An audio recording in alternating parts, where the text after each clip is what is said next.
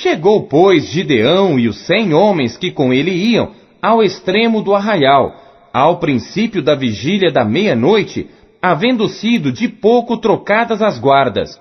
Então tocaram as buzinas e quebraram os cântaros que tinham nas mãos. Assim tocaram as 3 companhias as buzinas e quebraram os cântaros, e tinham nas suas mãos esquerdas as tochas acesas, e nas suas mãos direitas as buzinas, para tocarem, e clamaram: Espada do Senhor e de Gideão! E conservou-se cada um no seu lugar ao redor do arraial. Então todo o exército pôs-se a correr e gritando fugiu. Tocando, pois, os 300 as buzinas, o Senhor tornou a espada de um contra o outro, e isto em todo o arraial que fugiu para Zererá até Bet-Sita, até aos limites de Abel-Meolá, acima de Tabate. Então os homens de Israel, de Naftali, de Azer e de todo Manassés foram convocados, e perseguiram aos midianitas.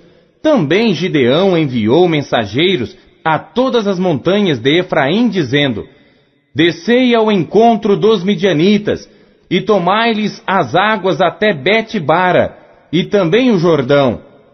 Convocados, pois, todos os homens de Efraim, tomaram-lhes as águas até Bet-bara e o Jordão, e prenderam a 2 príncipes dos midianitas, a Oreb e a Zeeb, e mataram a Oreb na penha de Oreb, e a Zeeb mataram no lagar de Zeeb, e perseguiram aos midianitas, e trouxeram as cabeças de Oreb e de Zeeb a Gideão, além do Jordão. Juízes, capítulo 8. Então os homens de Efraim lhes disseram: Que é isto que nos fizeste, que não nos chamaste quando foste pelejar contra os midianitas? E contenderam com ele fortemente. Porém ele lhes disse: Que mais fiz eu agora do que vós? Não são porventura os rabiscos de Efraim melhores do que a vindima de Abiezer? Deus vos deu na vossa mão os príncipes dos midianitas, Oreb e Zeeb. Que mais pude eu fazer do que vós? Então a sua ira se abrandou para com ele quando falou esta palavra. E como Gideão veio ao Jordão, passou com os 300 homens que com ele estavam já cansados, mas ainda perseguindo, e disse aos homens de Sucote: Dai, peço-vos, alguns pedaços de pão ao povo que segue as minhas pisadas, porque estão cansados, e eu vou ao encalço de Zeba e Salmuna, reis dos midianitas.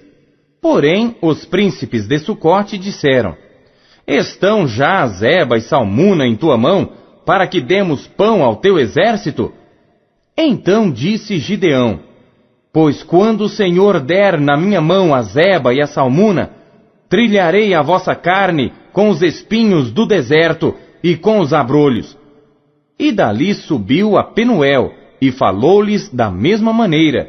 E os homens de Penuel lhe responderam como os homens de Sucote lhe haviam respondido.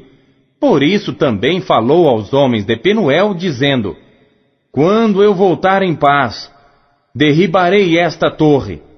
Estavam, pois, Zeba e Salmuna em Carcor, e os seus exércitos com eles, uns 15.000 homens, todos os que restaram do exército dos filhos do Oriente.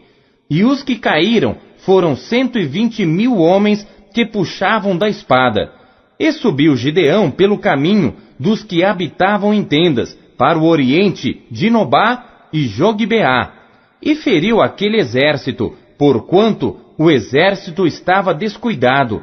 E fugiram Zeba e Salmuna, porém ele os perseguiu, e tomou presos a ambos os reis dos midianitas, a Zeba e a Salmuna, e afugentou a todo o exército. Voltando, pois, Gideão, filho de Joás, da peleja, antes do nascer do sol, tomou preso a um moço dos homens de Sucote e lhe fez perguntas, o qual lhe deu por escrito os nomes dos príncipes de Sucote e dos seus anciãos, 77 homens. Então veio aos homens de Sucote e disse: Vede aqui a Zeba e a Salmuna, a respeito dos quais desprezivelmente me escarnecestes, dizendo: estão já Zeba e Salmuna na tua mão, para que demos pão aos teus homens já cansados? E tomou os anciãos daquela cidade, e os espinhos do deserto, e os abrolhos, e com eles ensinou aos homens de Sucote, e derrubou a torre de Penuel, e matou os homens da cidade. Depois perguntou a Zeba e a Salmuna: que homens eram os que matastes em Tabor? E disseram: como és tu, assim eram eles. Cada um parecia filho de rei.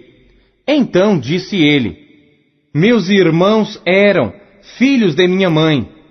Vive o Senhor, que se os tivesseis deixado com vida, eu não vos mataria. E disse a Jeter, seu primogênito: levanta-te, mata-os. Porém o moço não puxou da sua espada, porque temia, porquanto ainda era jovem. Então disseram Zeba e Salmuna: levanta-te e acomete-nos, porque qual homem, tal a sua valentia? Levantou-se, pois, Gideão, e matou a Zeba e a Salmuna, e tomou os ornamentos que estavam nos pescoços dos seus camelos. Então os homens de Israel disseram a Gideão: domina sobre nós, tanto tu como teu filho, e o filho de teu filho, porquanto nos livraste da mão dos midianitas. Porém Gideão lhes disse: sobre vós eu não dominarei, nem tampouco meu filho sobre vós dominará. O Senhor sobre vós dominará.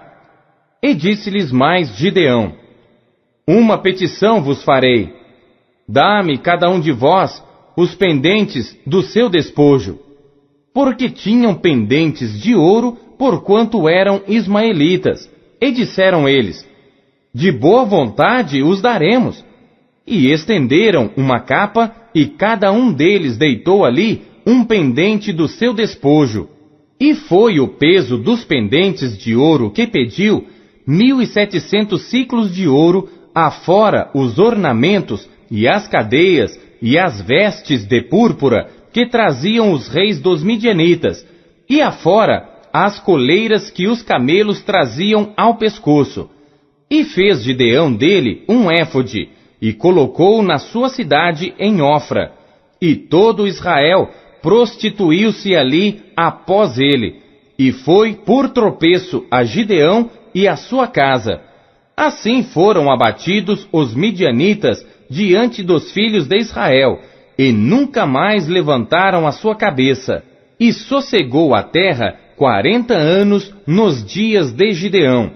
E foi Jerubaal, filho de Joás, e habitou em sua casa. E teve Gideão 70 filhos, que procederam dele, porque tinha muitas mulheres. E sua concubina, que estava em Siquém, lhe deu à luz também um filho, e pôs-lhe por nome Abimeleque. E faleceu Gideão, filho de Joás, numa boa velhice, e foi sepultado no sepulcro de seu pai Joás, em Ofra dos Abiesritas. E sucedeu que, como Gideão faleceu, os filhos de Israel tornaram a se prostituir após os Baalins, e puseram a Baal-Berite por Deus. E assim os filhos de Israel não se lembraram do Senhor seu Deus, que os livrara da mão de todos os seus inimigos ao redor, nem usaram de beneficência com a casa de Jerubaal, a saber, de Gideão, conforme a todo o bem que ele havia feito a Israel. Juízes, capítulo 9. E Abimeleque, filho de Jerubaal, foi a Siquém, aos irmãos de sua mãe, e falou-lhes, e a toda a geração da casa do pai de sua mãe, dizendo: falai, peço-vos, aos ouvidos de todos os cidadãos de Siquém. Qual é melhor para vós, que 70 homens, todos os filhos de Jerubaal, dominem sobre vós, ou que um homem sobre vós domine? Lembrai-vos também de que sou osso vosso e carne vossa. Então os irmãos de sua mãe falaram acerca dele perante os ouvidos de todos os cidadãos de Siquém todas aquelas palavras, E o coração deles se inclinou a seguir Abimeleque, porque disseram: é nosso irmão. E deram-lhe 70 peças de prata da casa de Baal-Berite. E com elas alugou Abimeleque uns homens ociosos e levianos que o seguiram. E veio à casa de seu pai, a Ofra, e matou a seus irmãos, os filhos de Jerubaal, 70 homens, sobre uma pedra. Porém Jotão, filho menor de Jerubaal, ficou, porque se tinha escondido. Então se ajuntaram todos os cidadãos de Siquém e toda a casa de Milo, e foram e constituíram a Abimeleque rei junto ao carvalho alto, que está perto de Siquém. E dizendo-o a Jotão, foi e pôs-se no cume do monte de Gerizim, e levantou a sua voz e clamou e disse-lhes: ouvi-me, cidadãos de Siquém, e Deus vos ouvirá a voz. Foram uma vez as árvores a ungir para si um rei, e disseram à oliveira: reina tu sobre nós.